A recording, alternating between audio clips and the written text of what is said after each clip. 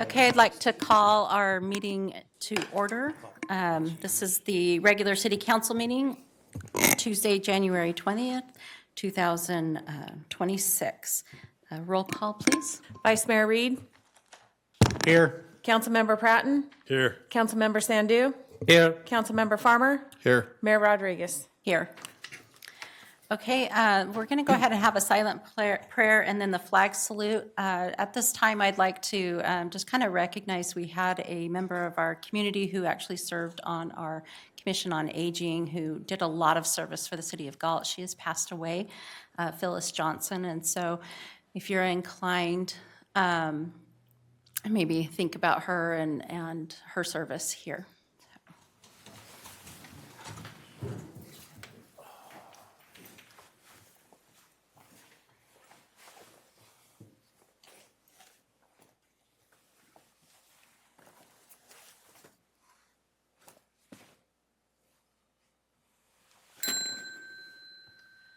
Salute, pledge. I pledge allegiance to the flag of the United States of America and to the republic for which it stands, one nation, under God, indivisible, with liberty and justice for all.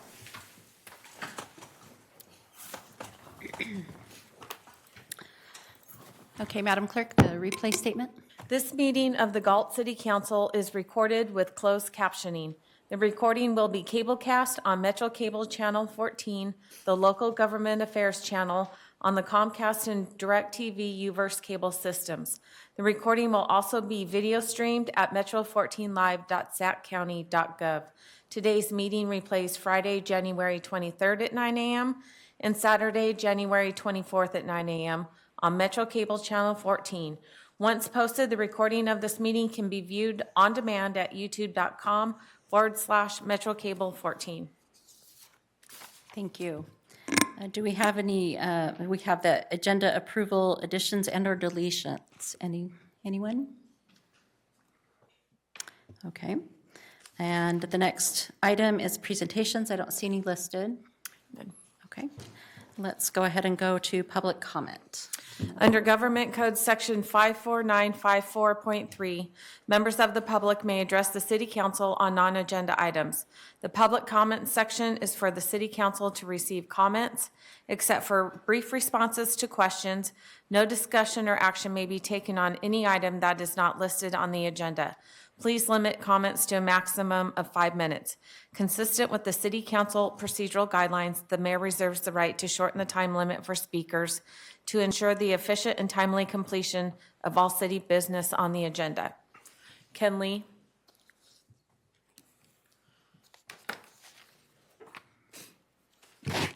Good evening, council members. I'm Ken Lee, still living at Galt Place, I think. I'd like to bring up C Street headed westbound.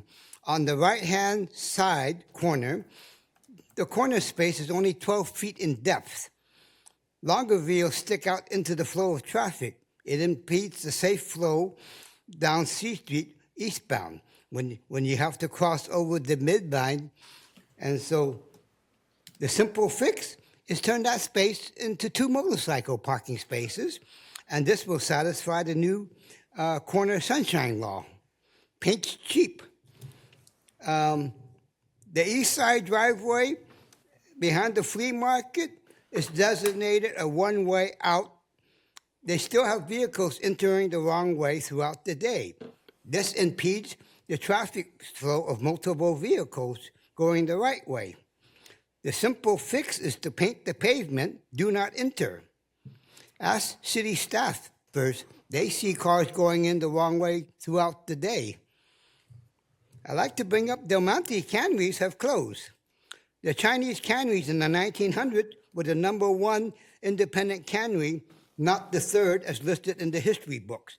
We were not behind Del Monte and Libby. The two companies got the farmers to not sell fruit and produce to the Chinese canneries.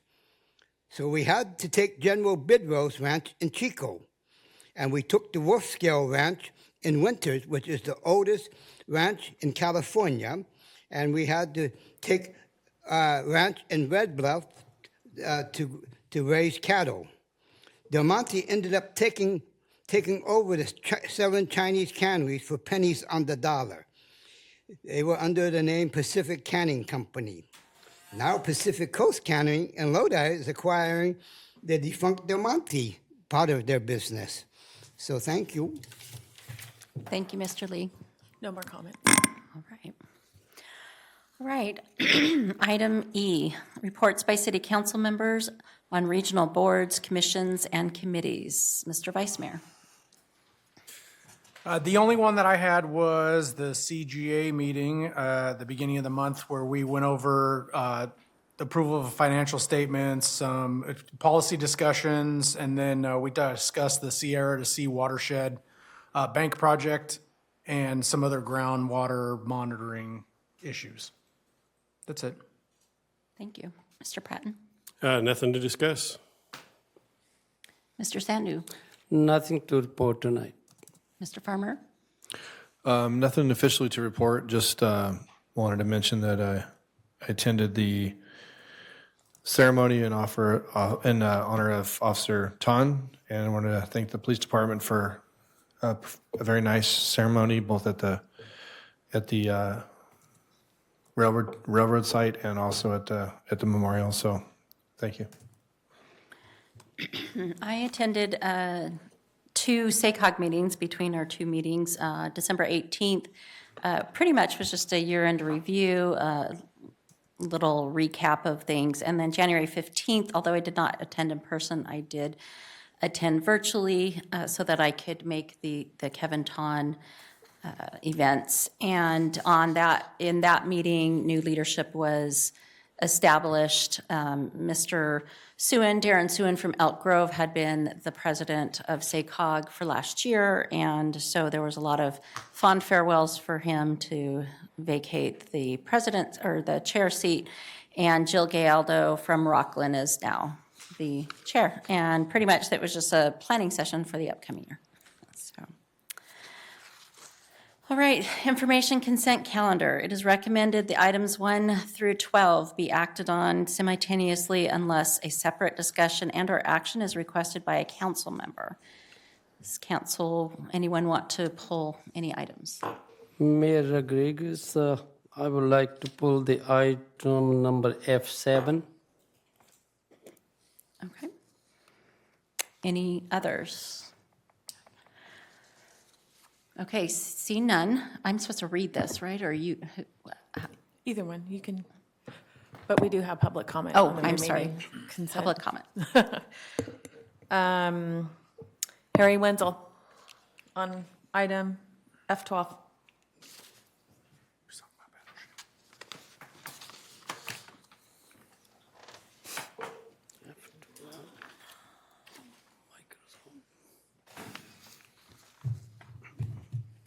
Is this on? Yeah. On item number 12, I like the idea, the Microsoft platform for the desktops, et cetera. But what was unclear to me was, are we buying 250 licenses? That's my first question. And does that make sense? I mean, maybe there's 250 users that would use Excel or Word or whatever else. Or did we get to the 250 because that's what you need to get in on this contract? The other question, like I use 365 myself at home, and it's just the baby version, but it didn't seem explicit that you could use it on your tablet, on your phone, on your laptop, and on your desktop. So those are things that just came up as I was reading it. It's a very tedious, 20-page contract. So anyway, those are my comments on that. Thank you. Thank you, Mr. Wenzel. No No more comments? Okay. Madam Mayor, can I say something about that item since it was brought up, public comment? Yes? Yeah. Mr. Moore, would you mind clarifying the questions that Mr. Wenzel had? Yes, yeah. There's some language in there about minimums and the 250 count, but we're actually less than that at the end of the contract. There's other language how we can get in under the 250. So what we're actually getting is 220 licenses for most city users, which includes all the applications, and that's how many basically how many email users we have. And then we're getting 10 additional, which are the Office desktop only users. And that's for employees like cashiers that work at the Gora Aquatic Center that don't need email and don't have email addresses. So the numbers are 220 plus 10, so 230 total. Okay, so there's no such thing as like a package price where you buy like bulk licenses and bundles or something? It is, yeah. In fact, we're getting the contract pricing from Riverside County. Pretty much all cities across the state use that same contract and get that pricing. And so, yeah, as far as the number of users, that's based on our current user usage, so our current one plus a small amount of growth to hold us over. And is this a yearly thing we have to do every year, or is this just whenever they have like new additions or updates or something? It's an annual, and then this is a 3-year contract. So it's annual subscription. Okay. But the staff report did say that they'll get the updates regularly now and not have to pay for them separately. Right. All right. Thank you, Ronnie. Anything else? Okay. Tina, just because I'm having a throat issue, I think I'm going to let you read them. Sure. Receive and file warrants for period ending January 7th, 2026. Minutes of the regular meeting of December 16th, 2025. Authorize the city manager to execute an easement release agreement with Parker Industrial Center. Go up to the top here. Approval of final map and subdivision improvement agreement for Liberty Ranch Village 3. Approval of final map and subdivision improvement agreement for Liberty Ranch Village 4. Approve land dedication and fee title from Richmond American Homes of Maryland, Inc. Approval of side letter agreement with the International Union of Operating Engineers, Local 39, regarding the use of security cameras and fleet telematics systems, capital to capital program. Introduce an ordinance repealing and replacing Chapter 15.28 of the Galt Municipal Code relating to buildings and construction and adopting the 2025 edition of the California Fire Code. Treasurer's report for period ending November 2025, and the Microsoft Enterprise Agreement. Thank you. Roll call. Motion? Oh, I'm sorry. So moved. Second. I knew it was going to happen. Okay, so moved by Councilmember Farmer and seconded by Vice Mayor Reed. Roll call. Vice Mayor Reed? Aye. Councilmember Pratton? Aye. Councilmember Sandu? Aye. Councilmember Farmer? Aye. Mayor Rodriguez? Aye. Passes 5-0. Okay, so now item 7, the second reading and adoption of the ordinance amending section 2.12.020 relating to council salaries and benefits. Mr. Sandu. Miss Mayor, thank you. Give me the opportunity. This agenda item was we had every council member discussed in the last council meeting. I was not agree. I say no. So it's in a short, as a matter of principle, I will not vote in the favor of increasing the council compensation. And that's it. Thank you. Anyone else, or I'll entertain a motion? So moved. I'll second that. Moved by Councilman Farmer and seconded by Councilman Pratton. Roll call. Vice Mayor Reed? Aye. Councilmember Pratton? Aye. Councilmember Sandu? No. Councilmember Farmer? Aye. Mayor Rodriguez? Aye. Passes a 4-1 vote. It doesn't look like we have scheduled matters for a notice of public hearing. Nothing else on the regular calendar, no communication. None. City clerk's report, Nothing. comments by staff. We have one from Interim Director of Public Works, Trung Trin. Good evening, council members. I just kind of want to get ahead. We reported last meeting, Councilmember Reed asked about the Collins property out there at Marengo with the power pole, smut pole. And last time we reported, I believe, I think I said March or April. And so it's roughly kind of the same timeline. We did confirm that the property did go through, it did sell, so that was a huge hurdle. So that happened, and there's a potential if they, the coordination with SMUD goes, there could be some advance, but basically the schedule right now is still March to April before they have that pole moved.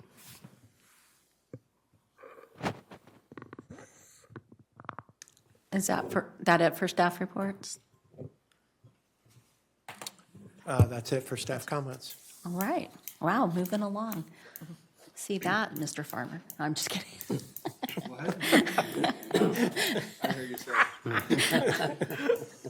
Never mind. Okay, so comments by city council members and future agenda items. Mr. Vice Mayor. So thank you, Trung, for that information. It still just boggles my mind how it's going to be another 3 months for them to move 3 wires to a telephone pole that already exists in the front yard of a property. So, and that's what's holding up all of the construction on the entire street of Marengo. That's what's holding up them instituting that turn signal. That's what's holding up them opening up all the lanes and all of that. It just boggles my mind on how it's taking that long when they're probably going to end up just demolishing those 2 properties as it is, and then they're going to not use those power lines. So that's the only reason I keep bringing it up, is just because I don't understand how it takes that long to do what they have to do. So I'll just leave it at that. Sounds like an email needs to be sent to our county representative, Mr. Hume. Sounds like SMUD a representative. Yeah, fantastic he idea. could talk to SMUD. Yeah. Well, there's that. And then I wanted to promote another event that's coming up. It's same as last year. I know Horizon Church puts on what they call the Night to Shine in coordination with the Tim Tebow Foundation.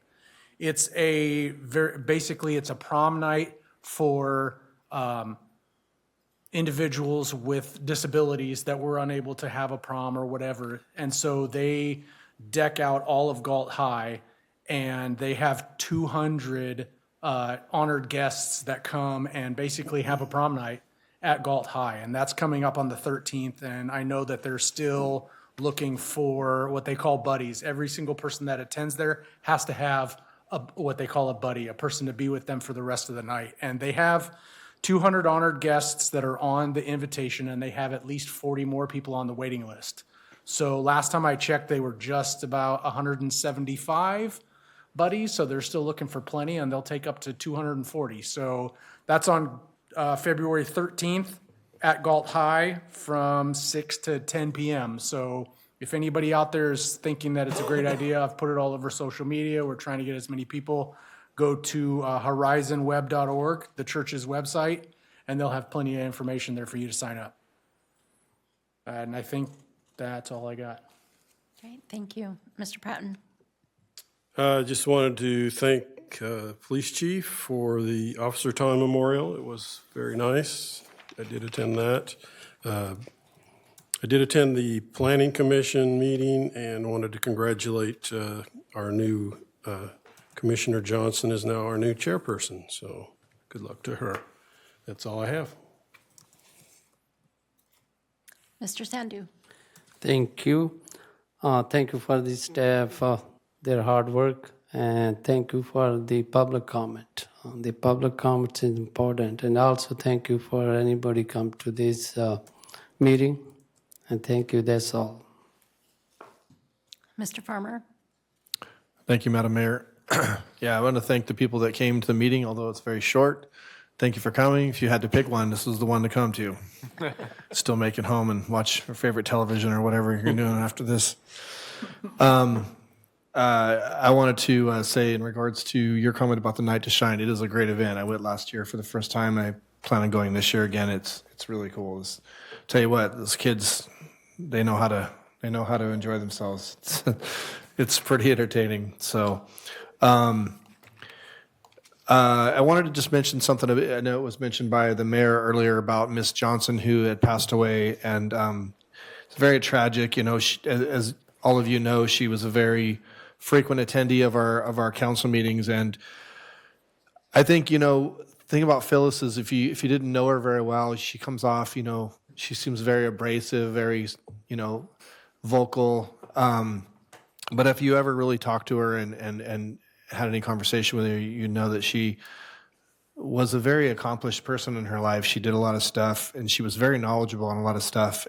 And what I would say is that, you know, there's a lot of people in this town that like to, for lack of a better word, a lot of people like to complain and say they don't like, you know, how the city's doing this or that or how they would do better. A lot of people online. But as we know, not a lot of people show up to our meetings. But she showed up. You know, she showed up and she said what she wanted to say, and you know, and she cared about what was going on. And she took time out of her evenings to come to our meetings. And, you know, and I always appreciated that she was very, you know, she just told you what she thought. You know, she didn't beat around the bush. She just got straight to the point. And I always respect people that are like that. And she served her community on the Commission on Aging, as was mentioned. She actually served many roles in her lifetime similar. And so I applaud her for the time that she spent serving her community, the time she spent here at our meetings.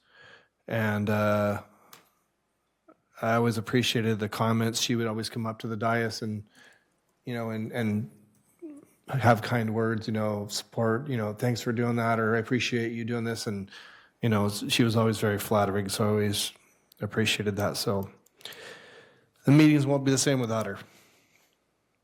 So that's it. Thank you. Just a couple of things. I too attended the Kevin Ton ceremony and also the unveiling of the street name, which was pretty fascinating, and also to learn, and I don't know why I didn't realize this, but that it was going to connect to A Street. So it is a major street for Galt and will be, and it was really nice. And it is always, every year, I've attended almost every single one of the wreath displays, ceremony, and it's just fascinating at how supportive his parents have been through this 13 years, right? 13 years that they just support Galt. Almost makes me wish they'd move here. But just fascinating. They already sacrificed one of the most ultimate sacrifices for the city of Galt, and then they still show up and are a support for that community of families that have lost law enforcement loved ones. It's pretty fascinating to see people like that. And the ceremony's always very, very good and appropriate. So I did appreciate that. I did have an opportunity to attend the Veterans of Galt group on Saturday morning. Apparently, the chamber and the city had teamed up to gift the veterans new hats. So if you see veterans walking around with these fancy hats, please comment and thank them for their service. They really seem to really enjoy it. They like getting a little bit of recognition, especially those who are older, I'm sure, have walked around for years without any recognition just because people didn't know who they were. So hopefully people will see them walking around town and can thank them for their service and what they all do. And to piggyback a little bit off of Mr. Farmer's comments about Phyllis Johnson, I actually was thinking, a lot of times she actually sat up here with staff, and it was pretty fascinating. She embedded herself in this community and the service that she gave, and it's always such a loss when the community loses members of the community, but with the active members who are actively engaged in serving the community, it seems to be a little bit of a harder pill to swallow. So I hope well wishes and condolences to her, the family, and to all the friends and family that loved her. And if there's nothing else. I had one more thing I forgot. I'm sorry, if you would allow me. Sure. I just wanted to say I want to thank Public Works and also Parks and Rec, because I know you guys kind of both have a hand in this, in regards to the litter abatement and also the work that your team does with picking up trash and stuff in town. On 2 separate occasions this last week, I had a customer come into my place of business they came for the swap meet actually. And when they were talking about how they'd never been to Galt before, they go, you guys have a really clean city. It's like, it's really clean. How do you, and I was like, really? And I thanked him for saying that. And then 2 days later, I had met someone at my house that came to purchase something that I was selling. And they said they actually got into town a little bit earlier than when I got it home. They said, so we just went driving around Galt. They'd never been to Galt before. And they said, you guys got a really clean city. 2 times within 2-3 days, somebody that's never been to Galt before and not from here complimented us on that. So I just want to say it matters. So thank you. Again, not to piggyback, but I did remember this morning I left my house early and all of the school traffic and came down Carillion, and here are I believe Parks and Rec workers out there, and they had to have been freezing because not only was it cold, it was wet as well, and they're out there trying to do landscaping and everything, and I just thought, on a hot day, I would stop and give them a Coke or a bottle of water. What do you give them? Hot cocoa, I don't know, or a hand warmer or something, but yeah, they are definitely troopers out there. But, so please, thank all of staff in every department, because there's a lot going on in town and it's very appreciated. So with that, I will go ahead and close this meeting at 6:26.